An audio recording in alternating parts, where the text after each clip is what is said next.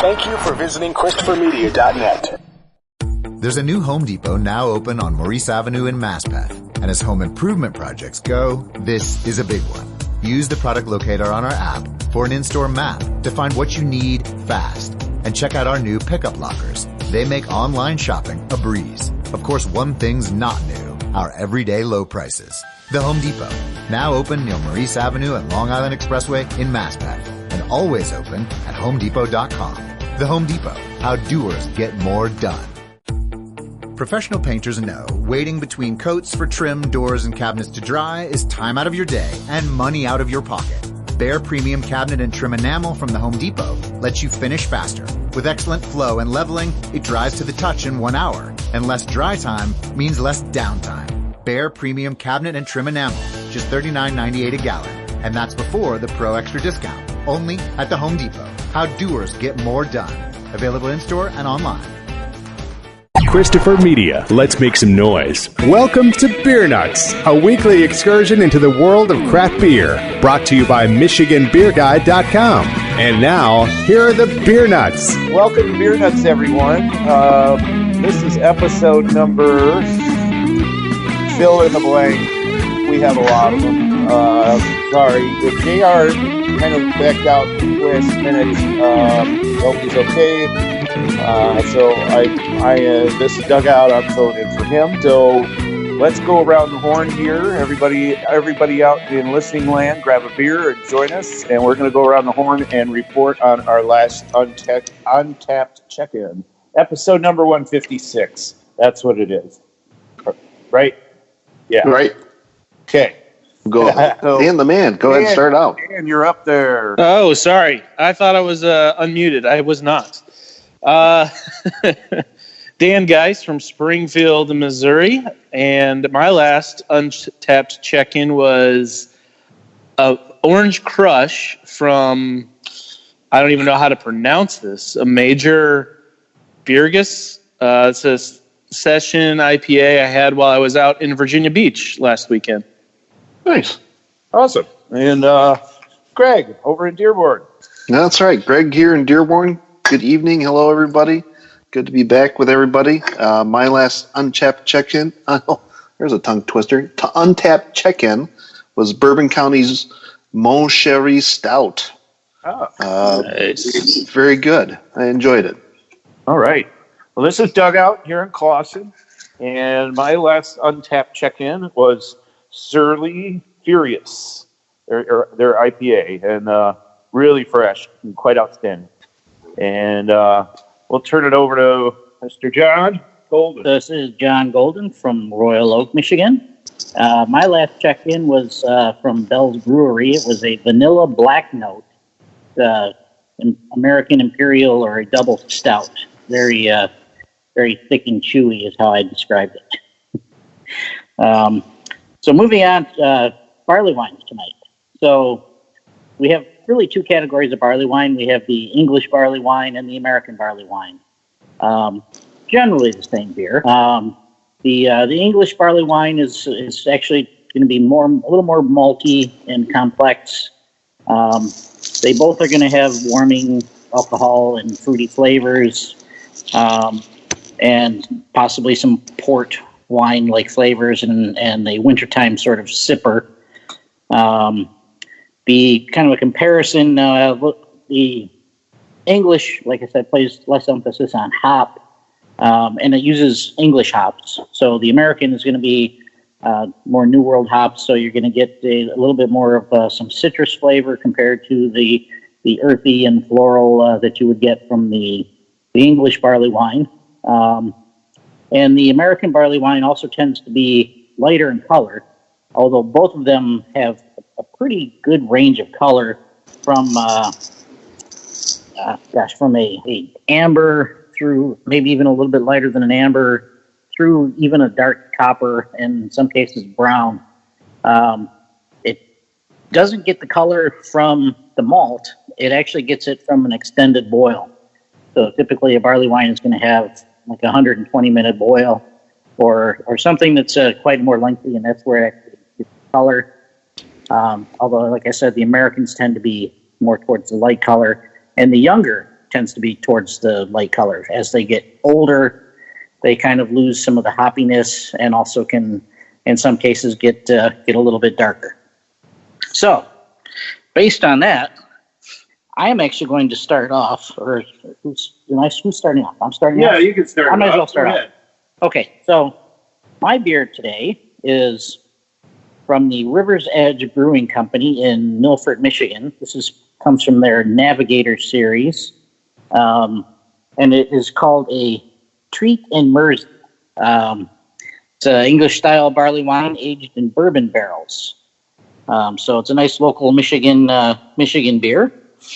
And pouring this, it's kind of almost a brown color, or like a medium copper, maybe, I guess you could say. It's a little hazy, and it has got a very big nose on it. It smells right away. It's boozy. I think this was a 13.5% ABV. So I'm only going to drink one of these, although it's a big one. It's got definitely a lot of hop character to it. But the malt, I'm getting some kind of fig nose to it. Definitely some dark stone fruit, and definitely getting that from the flavor as well. Definitely very warming beer. Fits the description of a winter warmer. One of the things they say difference between a barley wine and, for example, a double IPA is that the barley wine is a sipper, where the double IPA is a drinker. So this is definitely a sipping beer, especially at 13.5%. But this is actually it's a real good beer. Doug, you're tasting it there too. What are your impressions on it? Well, I think you're pretty accurate on all the flavor descriptors. I find the carbonation level on this is extremely low, almost to the point of non-existent. But there's some there, so there's no head to speak of, no lacing, and yeah, you get that on that nose. You get a huge amount of bourbon on that nose and some great wood character. Very boozy. And very boozy. Yep, I can feel this. I wouldn't say burning all the way down, but warming my gut all the way down. It's a perfect night to drink this. It's cold outside. There's snow on the ground. The only thing missing is a fireplace to have a fire in. That's inside. So Perfection. What was the ABV on that one? 13.5. So it's a little bit on the strong side. And one thing too is commenting on the lack of carbonation is that's kind of goes more a little bit with the British style. It's less carbonated, less attenuated than the American. So this definitely, I would say, is something definitely falls within the BJCP style guidelines.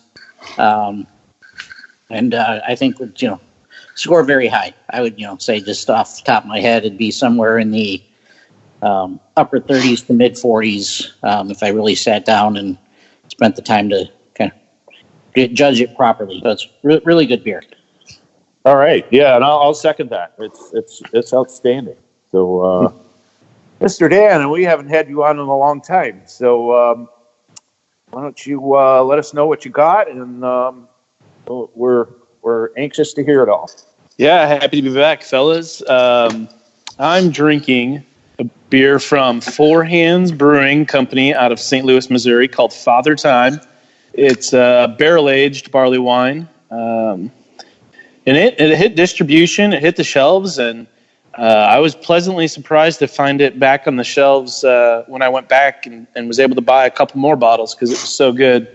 Not normally a lot of barrel-aged barley wines in our market that just hit the shelves and will sit there. So it's 11.5%, and they say Father Time is our English barley wine aged in bourbon barrels. Huge notes of toffee, vanilla, caramel, and bourbon dominate this thick and chewy beer.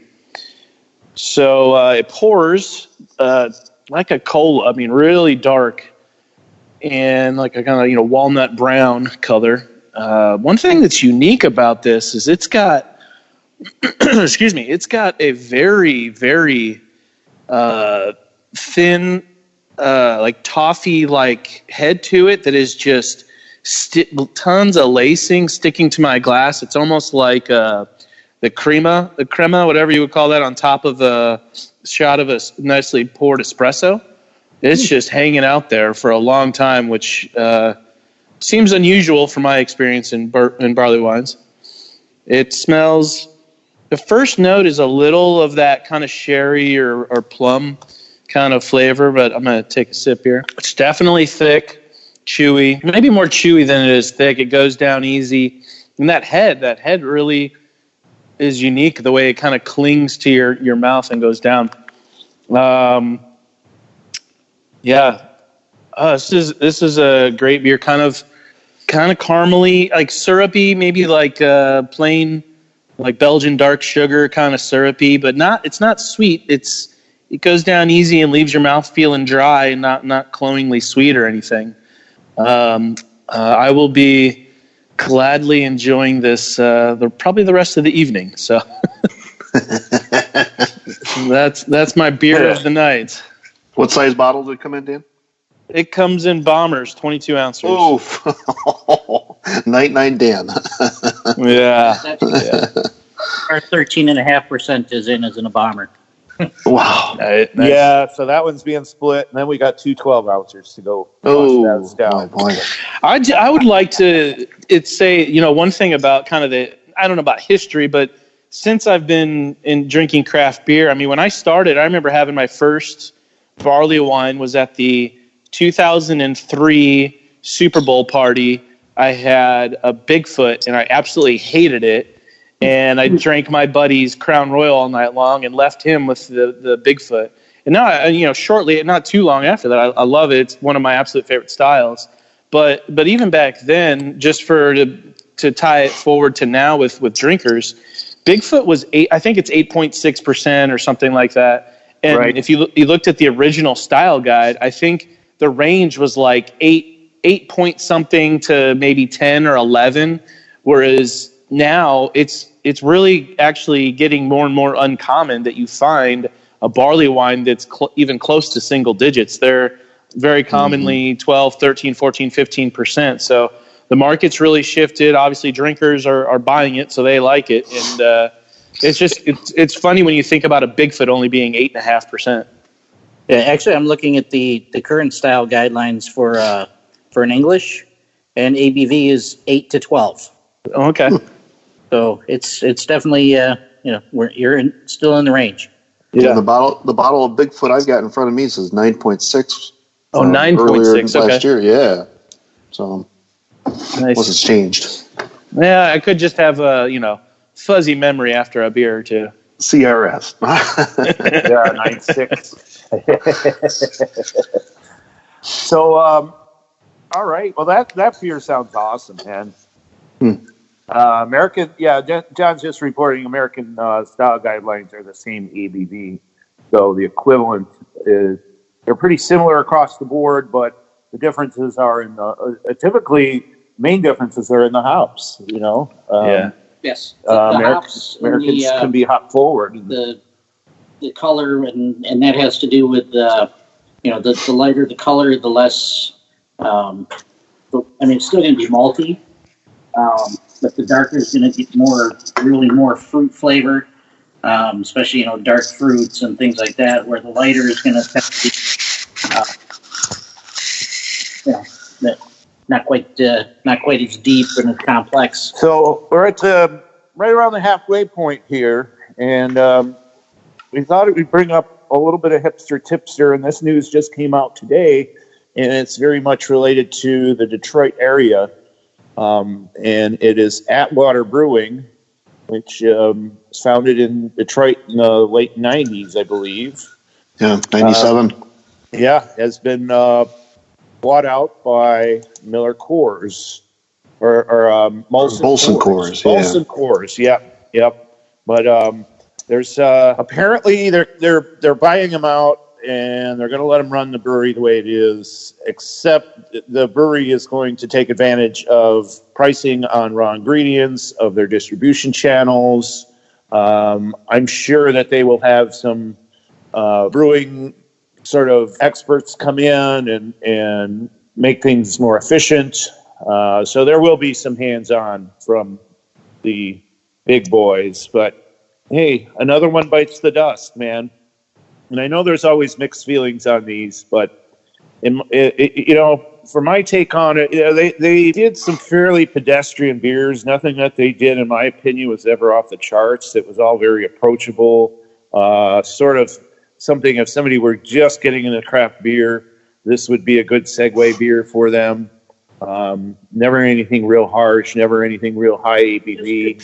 Just good solid quality drinking beers. I'm curious to what's going to happen to the brew pub in the church over in Grosse Pointe. If they're going to be running or if they're still going to stay open, I don't know. Plus they had that Grand Rapids tap room too. So. Yeah. So one interesting thing I'm kind of curious about as well is I don't know how many of you are familiar with the Wahlburgers chain, but apparently every single one of them makes a beer called a Walbrewski. But it's a different beer at every single location. And the one in Royal Oak, Michigan, actually got theirs from Atwater, and it was a pale American wheat beer. It was actually pretty darn good. So this makes me wonder too, is if Wahlburger is going to seek out I guess more of a true local brewery, because that's one of the things that that's one of the things they do is, like you said, every location chooses a local independent brewery and they have them make their beer. So we could be seeing a change at Royal Oak Walbrewski. maybe you'll be Coonan. That'd be awesome. For Detroit, anybody. Yeah. It's funny on this story. It's like, they had a few news stations talk about it this evening, and both places, they indicated that, they're not losing money. They've been making a profit.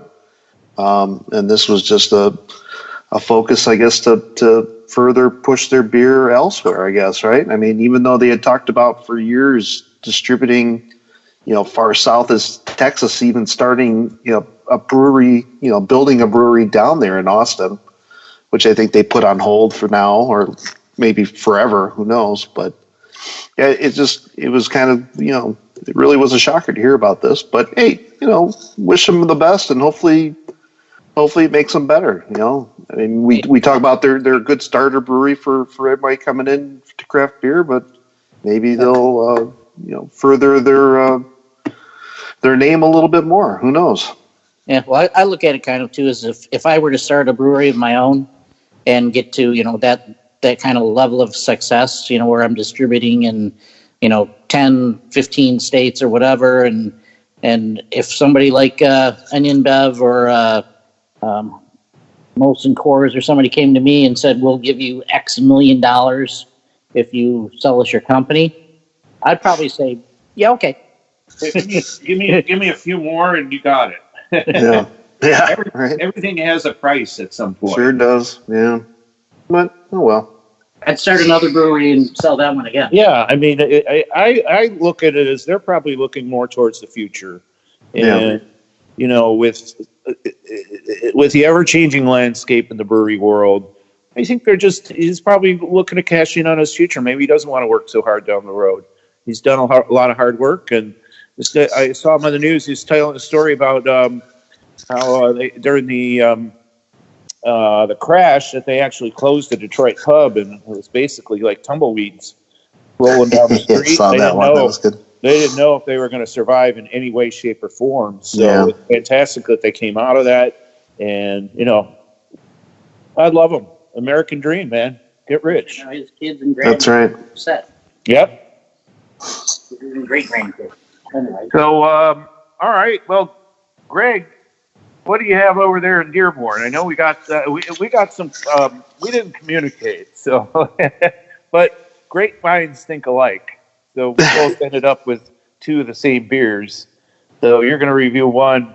We've got that one over here.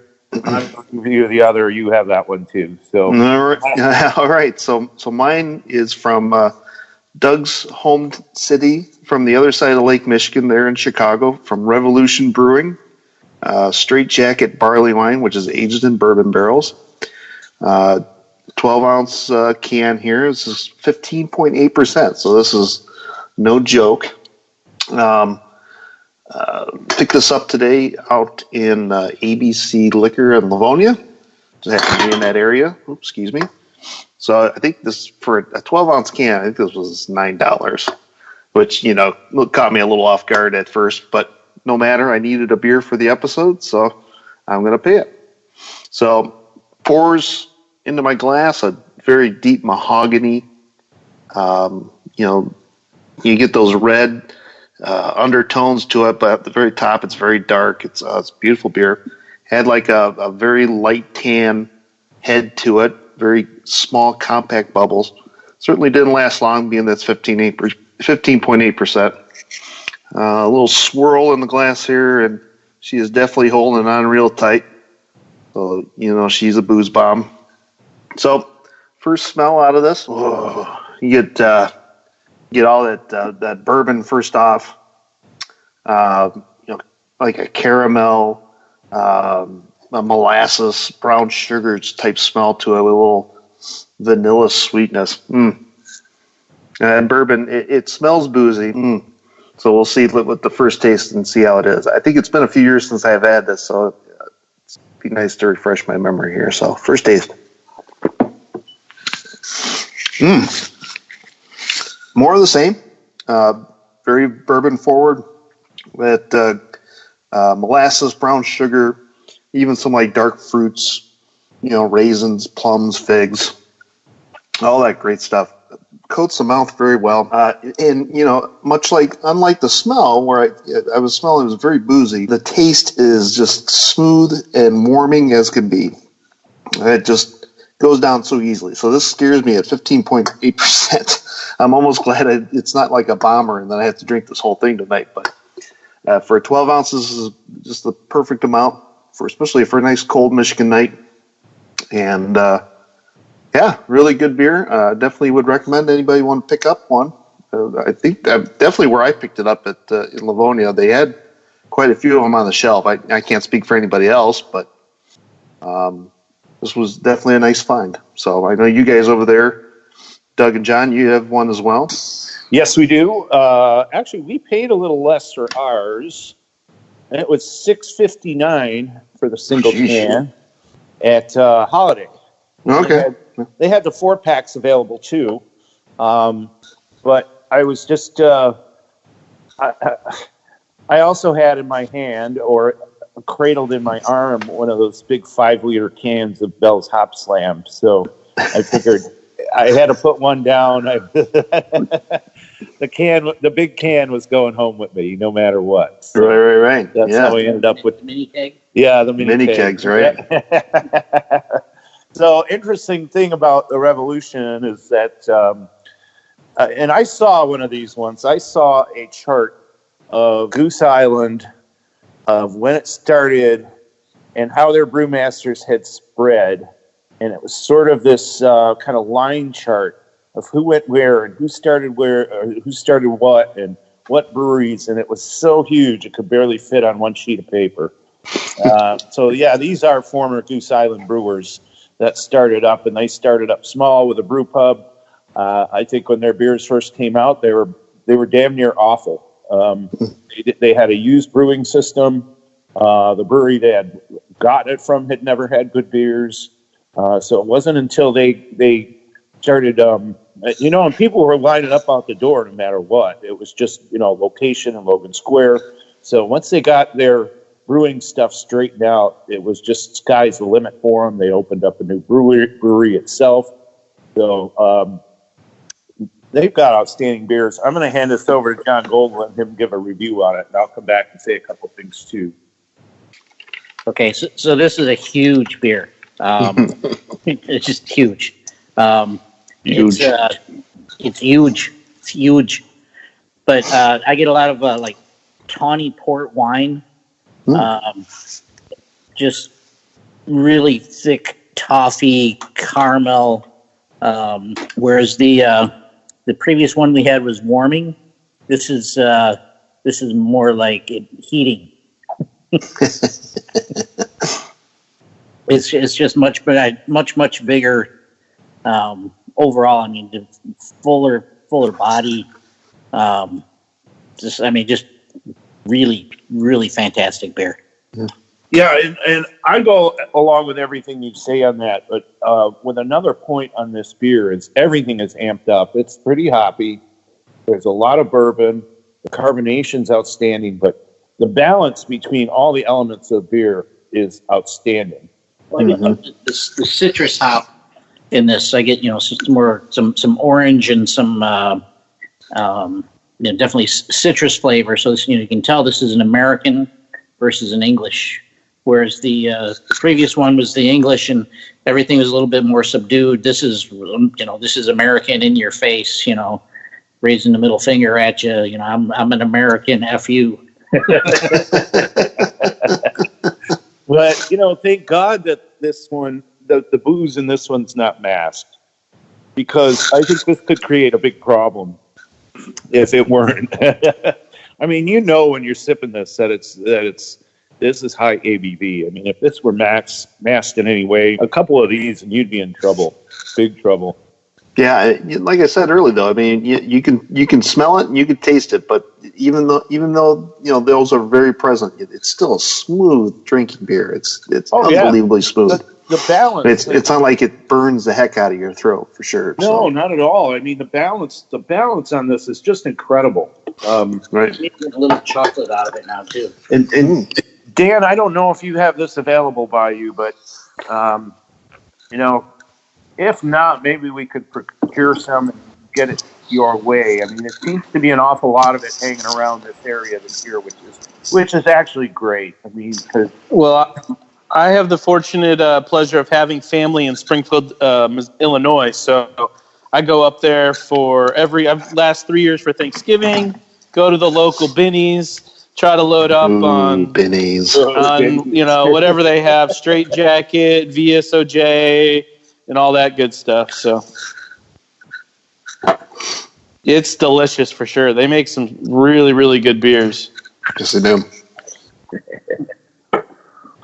All right. Well, outstanding pick by us. That'd be Greg and myself. Not to tap ourselves on the back too much. Usually we post over the course of the day what we're going to be drinking, and none of us did today. So it's kind of funny we end up with the exact same two beers. There's always one or two episodes like that where somebody gets like multiple of the same, and that's cool. I mean, it's nice to have more perspective. It is. It's like doing an episode on IPA and everybody brings Bell's Two Hearted. Hey, ain't nothing wrong with that beer. That's for sure. Nope. ChristopherMedia.net. Me, but also you. The Pharaoh fast forwards his favorite foreign film, Powder Donut. Okay, what's my line? The only line I see here on the script is get options based on your budget with the Name Your Price tool from Progressive. Oh man, that's a tongue twister, huh? I'm sorry, I'm gonna need a few more minutes. Bulbous Walrus, the Bulbous Walrus. The Name Your Price tool, only from Progressive. The owl ran afoul of the comatose coxswain. Progressive Casualty Insurance Company and affiliates. Price and coverage match limited by state law. There's a new Home Depot now open on Maurice Avenue in Maspeth. And as home improvement projects go, this is a big one. Use the product locator on our app for an in-store map to find what you need fast. And check out our new pickup lockers. They make online shopping a breeze. Of course, one thing's not new, our everyday low prices. The Home Depot, now open near Maurice Avenue and Long Island Expressway in Maspeth. And always open at HomeDepot.com. The Home Depot, how doers get more done. Me, but also you.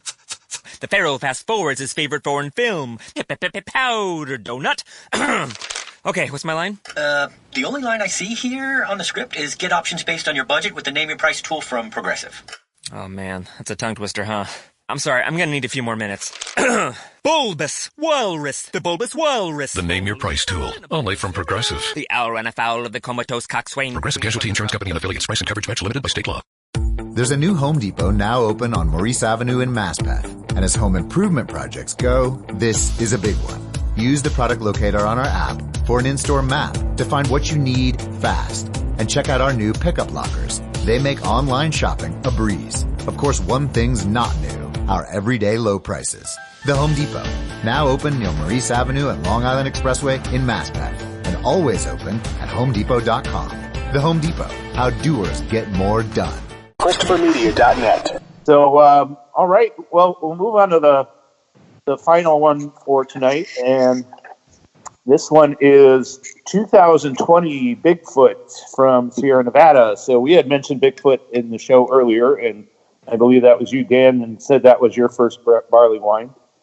I will go ahead and say that same thing. This was my first barley wine back in probably around 1992 is when I first had this one. I think it was called Old Foghorn. Old Foghorn. That's the first one I ever had. That's I had that one around the same time. I worked at a restaurant and bar. It was so far ahead of its time. I mean, all it had on was craft beers at the time. So if you can imagine being, working at a place that had Old Foghorn and Bigfoot, and nobody knew what those beers were. Not a soul. So this is a 2020 version. We've got at 9.6% on this one. So that really doesn't help with the 2020 very well, does it? No. Now, color. I think this is the lightest one we've had. Is we've got sort of a bronze copperish color to it. About similar in color, but that one lacks. This is crystal clear, whereas where that's hazy, and that one's also aged in barrels. So, yep, that's more of an amber. This is more of a brown. So the nose on this one is I get some really nice malt character on this. Super nice. Some fruitiness to it. Oh. Okay, sorry about that. So I get some fruitiness to it. The head on this is beautiful. Perfect carbonation. Not much for lacing on the side of it, so pretty dry as far as that goes.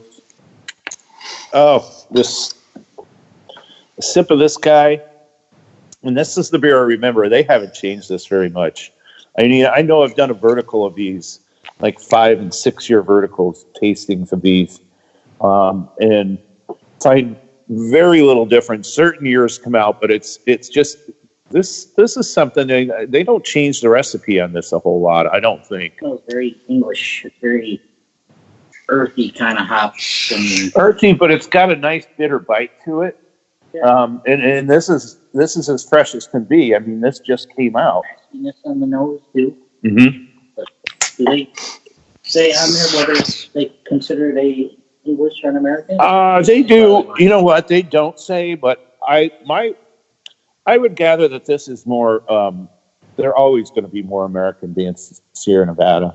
I mean, they don't really do English styles. And, I wonder just because they've been making it for so long, if they started off making it as an English because there was no such thing as an American. I think they Americanized it from the very beginning, in my opinion. Which is it's interesting because the beers that seemed radical at the time, like Sierra Nevada Pale Ale, is so kind of it's so pedestrian these days to have a beer with that hop level and those hop flavors. So, I mean, people's palates have changed, and of course, if after you're drinking craft beer for a number of years, you get sort of used to some of these hoppier beers. It just becomes more of a natural thing that for you to like those. But yeah, again, this is outstanding. I'm going to go back. I'm getting a 4-pack of it. Here, take over for a second. Actually, speaking of whether this was an English or an American, I thought I saw this when I was reviewing the style guides. I'm going to just read this sentence or two directly. One of the first American craft beer versions was Anchor Old Foghorn, first brewed in 1975. Sierra Nevada Bigfoot, brewed in 1983, set the standard for the hop-forward style of today. The story goes that when Sierra Nevada first sent Bigfoot out for lab analysis, the lab called and said, "Your barley wine is too bitter," to which Sierra Nevada replied, "Thank you." That's in the style guide. Oh, that's wonderful. That's wonderful. I mean, yeah, it defines the style of American barley wine, both of those two. Old Foghorn's a little harder to find these days than, at least around here, than this one. So, and Greg, you have this one too. Yeah, and like you said, the very beginning, it is much lighter from what Straight Jacket poured into my glass. I had to finish that one up pretty quick so I could pour this one in, but it's definitely more of a lighter, coppery, like maybe brown and orange, maybe more towards the orange, but I definitely get that fruitiness to it. And I took a sip there. It did get, the nice bitterness to it, and I appreciate that. Much like they appreciated the lab telling them that it was better, but it's definitely is certainly on the other side of the spectrum from the Straight Jacket. That is for certain. It is, but it's very, very, very good. I think I first checked this in back in April of last year, so this was my second bottle I had. So. It would have been nice to actually, have your guys 2020 compared to this 2019 to see how much it really would have differed. But maybe I can go back and pick up a couple, 2020s and then pick another fresh 21s and review them next time around. But this is good. This is really delicious. Yeah, this 2020 is it's very, very hop forward, very bitter. It's still got the maltiness that kind of predominates, but it's for sure. I get lots of orange. It's a dark. I don't know if I equate to maybe mandarin or. Yeah, definitely a citrus quality. I'm letting it sit there in my mouth a little bit. Yeah, it definitely is a citrus for sure. Yeah, maybe like a grapefruit, like a yellow grapefruit almost. I get some West Coast pine on this too. Definitely. They're not shy about making it West Coast style. It's absolutely New World American citrus in your face hops. And that's the nice thing about getting a 20 right now is because it's fresh, it's out. This is the most hop forward you're gonna get. Yeah.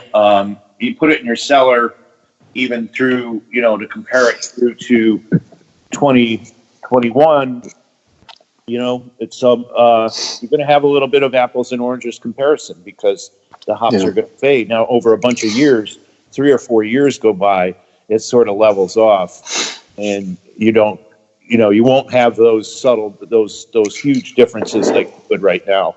Well, they should say, the best beer is the freshest beer. Although I think, in the case of barley wines and some, Russian imperial stouts and some of the darker beers, that it's actually more like a year after it's made. I could see this in a year from now with these hops calming down just a little bit. Still be definitely present. They're not going to go away in a year. No, they certainly haven't. But they're, I think they'll probably still be in the driver's seat, but they'll kind of at least move over into the middle. They'll still be in the front seat, but maybe even passenger side. Move over. That's right. No backseat drivers. Yeah, no, they're not in the back seat. They're not riding bitch, but maybe that's right. 3 or 4 years. Doug, did you pick this up at Holiday today as well? I did, yes. How much per bottle? Do you remember? $2.39. That's a great deal, man. That's a great deal. So I'll be back on Friday to pick up a 4-pack at least. I'll meet you there. My favorite things about Sierra Nevada is they make awesome beers, and they're like, I want to say relatively dirt cheap. They're like their Torpedo IPA is a great beer, and it's like, I mean, you can get like 40 ounces for like $4. Yeah, that's crazy. That's great. It's great for us poor folks. Yeah, that's good. I mean, it keeps us going back to them. We did a whole episode on Sierra Nevada before, and it's one of the places that are kind of near and dear to Beer Nuts podcast heart. So we love those guys. They're a pioneer. Absolutely, and it's great that they're still around and that they still have their flagship. But then they still have some innovation too. Not everything's a home run with them, but certain beers they come out with from time to time just really kind of remind you that they're pretty prominent and they're good at what they do. Awesome. All right. So, any closing comments here? Just like to wish JR, the best. He was originally scheduled to be on with us and wasn't feeling very well, so decided to go take care of himself. And so, like I said, we wish him the best. Absolutely. I'm glad we finally got this episode. This is the third time the charm, right? It's the third time, yeah. We weren't going to let it go this time. Hashtag Barley Wine is life, no matter what. I had to leave my bottle over here at Doug's house because I knew if I brought it home with me again, I would drink it. And then I'd be like going out at the last minute going, oh, crap, I need to find a barley wine. I need to find a barley. And I would have ended up with like a Bigfoot or and then we'd all be sitting here going, oh, we all brought Bigfoot. It's the Bigfoot episode instead of just barley wine. Oh, yeah. I mean, we were here to do the episode, and I ended up cracking one of the bottles that I had for it, which was a Speedway. It was a 2016 barley wine from Speedway, and it was good. It was really good. So, didn't make the show. It was the last one left in the store. It was up way high on a shelf, covered in dust, and I'm like, oh, what's this? Tall guys like Doug will see that. Not us short guys, that's for sure. Yeah, that's why it was still there, right? Have you guys had the coffee barley wine from Goose Island? What do you guys think of that? If you've had it, I think it's fine. It just doesn't. To me, it gets in the way of some of the fruity flavors of English barley wine that I love so much. I don't really see much Bourbon County stuff around here at all. No, whatever you get, it gets snapped up, and they just don't get any distribution. And the distributors don't really push their products very hard here. Yeah, and there's a big black market for that stuff here. So yeah, gotcha. If somebody's got a bottle of it, they're not drinking it; they're selling it for profit. It's like next thing you know, you're paying like $80 for a bottle that just came out in the store, so that somebody got lucky and bought it at regular price. Right. Well, there's. Yeah, Dan, I had that one. John Russ and I were discussing that beer today, actually, and I thought that one was actually quite good, though. Some of the flavors get in the way. I thought the orange originally, to me, was going to be the turnoff. Was the one that sort of made it really, really good. It was that orange and coffee, which I thought orange coffee and barley wine to me sounded awful. Yeah, but somehow they pulled that off and made that work. Well, I'm seeing a few more adjunct barley wines. American Solera, their latest additional member release only, like add-on purchase was a vanilla barley wine. So I bought the limit on that. So I've got 2 bottles of that coming my way. I just don't have them in my possession yet. Yeah, actually, one comment on like a coffee barley wine. Not to be a style Nazi or anything, but roastiness in a barley wine is actually considered a flaw. So for them to put coffee in it is like it's kind of like, well, we're not really trying to make a barley wine. Right. Well, and They might be making a really good beer, but it's not. and I look at it this way: leave the adjuncts for the stout. Yeah. And hey, bourbon a barley wine away. I'm okay with that. Yeah. But leave the adjuncts for the stouts. Leave the vanilla. Leave the orange peels. Leave the coffee.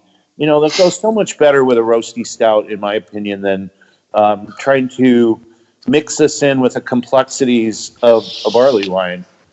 Yeah, you're supposed to have huge malt complexes in this. Malt is the start, and like I was saying before, it's lighter colored malt.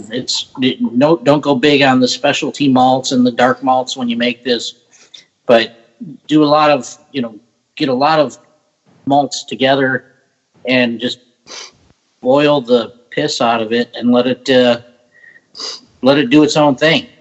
Let it be what it is. So what your guys saying is no pastry barley wines, no marshmallow German chocolate. No.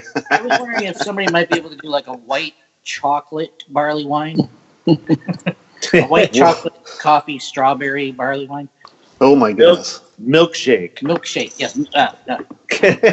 And they'll be lining you up for days for that. Ghost cucumber barley wine would be good. Nice. For the barley wine for the summer. That nice. I like it. Yeah. It's refreshing. Oh my. Somebody's going to listen to this and they're going to make that, aren't they? Possibilities are endless, buddies. Copyright 2020, John Golden. Proceeds to Beer Nuts. There you go. There it is. Well, great episode, gentlemen. Yeah, I agree. So follow us on Instagram, Twitter, Facebook, anything else.